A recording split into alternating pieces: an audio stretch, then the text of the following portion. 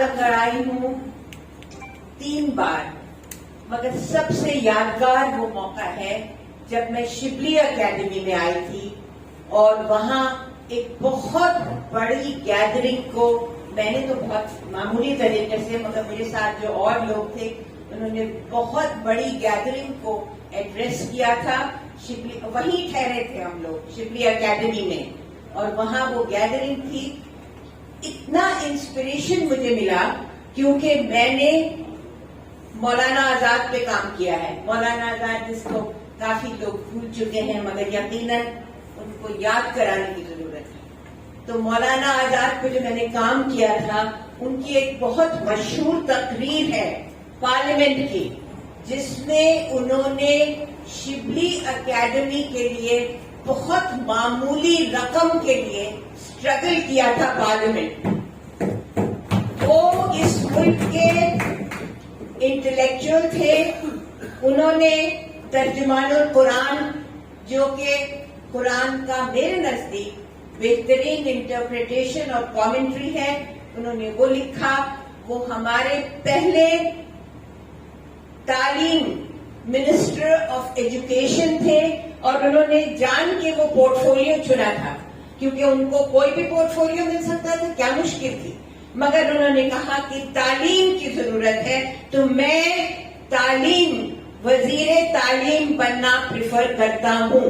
और वो इंसान थे कि जब गांधी जी साउथ अफ्रीका में थे, अभी आए नहीं थे गांधी जी, मौलाना आजाद ने 1912 में अल हिलाल शुरू किया और आजादी की तहरीक में कूद पड़े।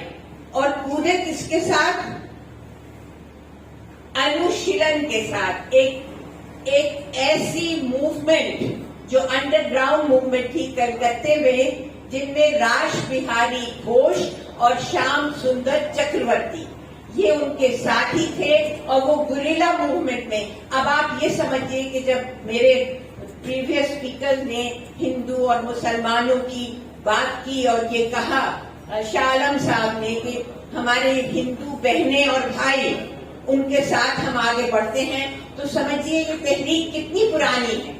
1912 से पहले जब उन्होंने वो जो कि मक्के में पैदा हुए और 8 या 12 साल की उम्र में हिंदुस्तान अपने वालिद मौलाना खैरुद्दीन के साथ आए। सॉरी, मेरे पास तो इतना वक्त नहीं है, आई एम सॉरी। आपने बहुत मैं आपको ज्यादा एनक्रोच नहीं करना चाहती, पर थोड़ी सी हिस्ट्री इसलिए आपको बता रही हूँ कि नौजवान भी हैं और मेरी बहनें भी हैं। थोड़ी बहनें मेरी स्टूडेंट्स आए हैं कॉलेज स्कूल से, यकीनन स्कूल से, तो जरूरी बात है कि हम थोड़ी सी अपनी हिस्ट्री को याद करें। तो वो उस वक्त मैं मुबारकपुर भी गई। मुबारकपुर गई, वहां के जो बुनकर थे उनके साथ गली गली में हमने भ्रमण किया, यहाँ आजमगढ़ में और वहाँ बनारस में, बजरडीहा में, और वहाँ के जो बुनकर थे उनके साथ। कल मेरे एक भाई मुझे मिले थे, पता नहीं वो कहाँ है इस वक्त, मगर उनको याद रहा मेरा वो, आप वो बैठे भाई मेरे, उनको याद था कि जब हम यहाँ आए थे और बहुत कम काम कर पाई।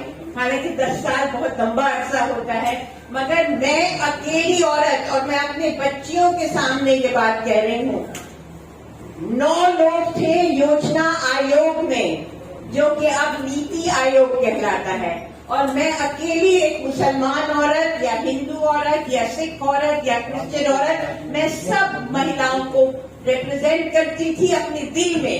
ये नहीं कि उन्होंने मुझे वहां भेजा था, मगर मेरे दिल में उनकी इज्जत थी, और बाकी सब मर्द ही मर्द थे। तो जो पेट्रियार्कल, जो अंग्रेजी में क्या, उसमें क्या पेट्रियार्की के लिए क्या लफ्ज है, I don't know what's the word for patriarchy, मगर जो मर्दों की एक हेजेमनी थी, उसमें एक औरत थी, और मैं चाहती थी कि मेरे साथ कम से कम 3 औरतें हों प्लानिंग कमीशन में, मगर अभी हम उस स्टेज पे नहीं पहुंचे।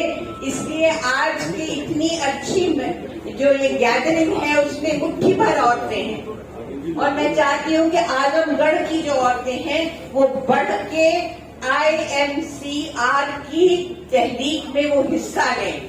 یہ بہت ضروری ہے.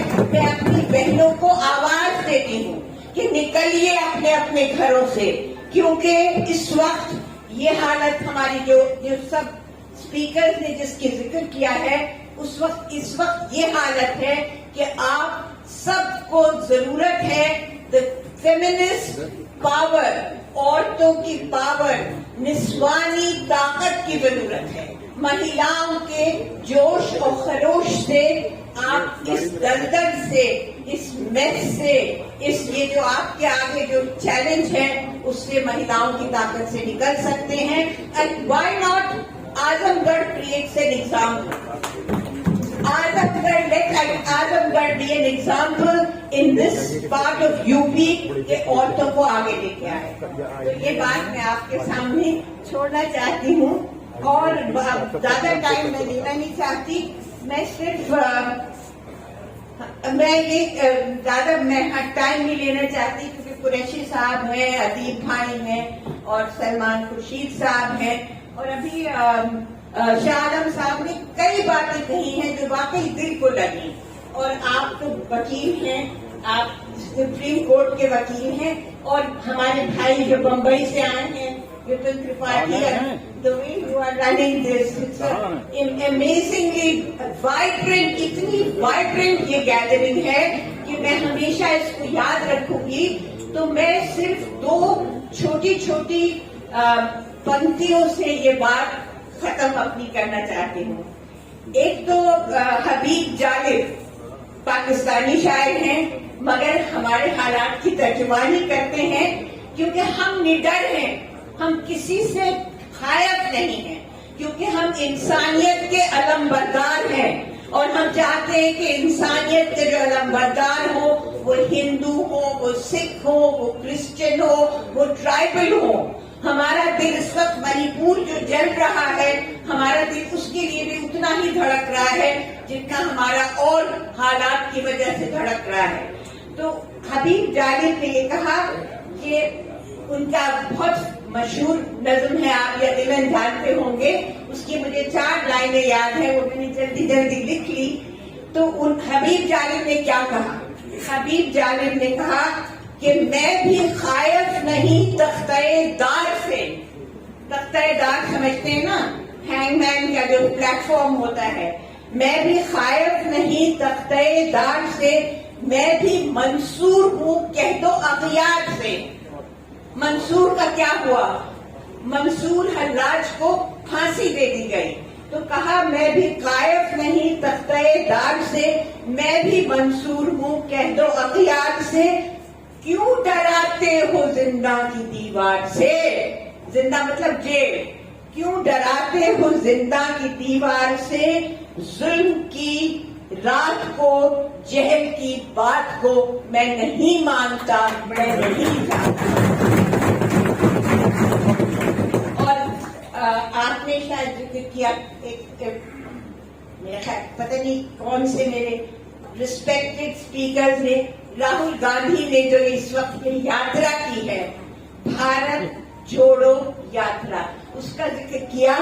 تو اس میں ہمارے دوست ہیں بہت بہترین, پلیز آپ بولیے ہمارے ختم کرنے والے, ہمارے دوست ہیں, بہت اچھے شاعر ہیں, آپ لوگوں سے کئی لوگوں کو جانتے ہیں. ان کا نام ہے گوہر رضا. انہوں نے 4 لائنیں, 5 لائنیں, 6 لائنیں مجھے یاد ہیں, باقی میں بھول گئی. میں سمجھتی ہوں کہ اگر کسی آدمی نے نفرت کی دنیا میں محبت کی دکان سجائی ہے تو اس کو یاد رکھنا چاہیے. تو وہ کیا کہتے ہیں گوہر رضا صاحب, اسی بات کو شاعر جو ہے نا, شاعر وہ جو بات کہتا ہے پھر وہ دل میں اترتی جاتی ہے. تو یہ 4 پھر مجھے 4 ہی لائنیں یاد ہیں. میں نے کوشش کی کہ ان سے کہوں مجھے بھیج دیں, مگر ناممکن تھا. پلیز وہاں سے please stop talking on that corner, stop it.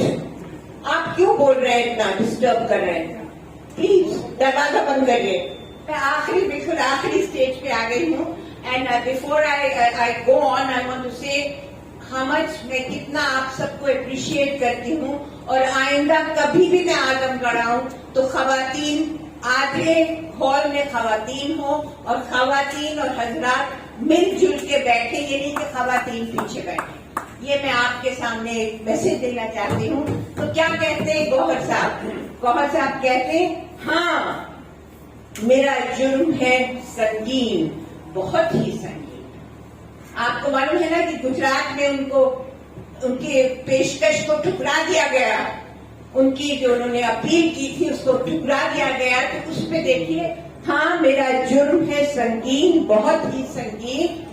میں نے اس دور زباں بندی میں لب کشائی کی جو جرت کی. یہ دور جو ہے یہ زبانوں کو کاٹنے والا دور ہے. اس دور میں نے اپنی زبان کھولی تھی. یہ میرا جرم ہے. ہاں میرا جرم ہے سنگین، بہت ہی سنگین.